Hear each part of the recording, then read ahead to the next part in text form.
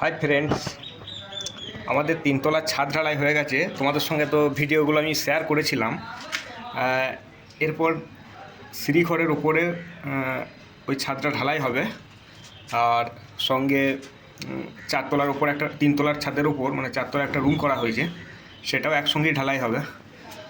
Electric rod বাইন্ডিংয়ের কাজ complete হয়ে গেছে। এরপর ইলেকট্রিক মিস্ত্রি কাজ করছে।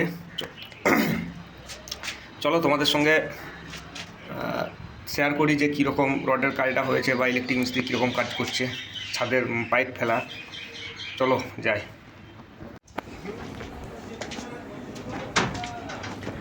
দেখো ফ্রেন্ডস, আমি তিনতলার ছাদে চলে এসেছি। এরপর আমি চারতলায় যাচ্ছি।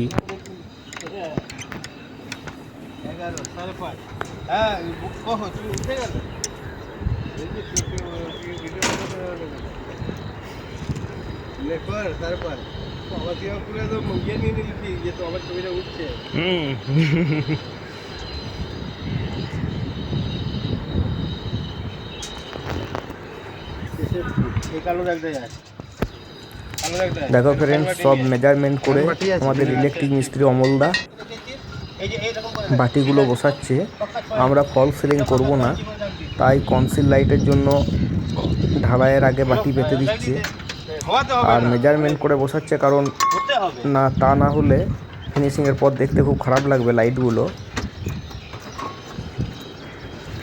ছাদের মধ্যে যে স্প্রিং আছে সেই স্প্রিংয়েও লাইটের বাটি দেওয়া হচ্ছে, তাতে সুন্দর এলইডি লাইট লাগানো হবে, কনসিল লাইট।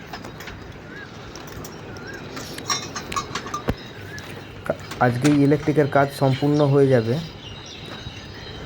তারপর কালকে ঢালাই হবে। তোমাদের সঙ্গে ঢালাইয়ের ভিডিও শেয়ার করব আমি। আজকে তোমাদের ভিডিওটা কেমন লেগেছে তা অবশ্যই আমাকে কমেন্টস করে জানাবে। আমার চ্যানেলটা সাবস্ক্রাইব করবে এবং ভিডিওটা ভালো লাগলে অবশ্যই লাইক করবে।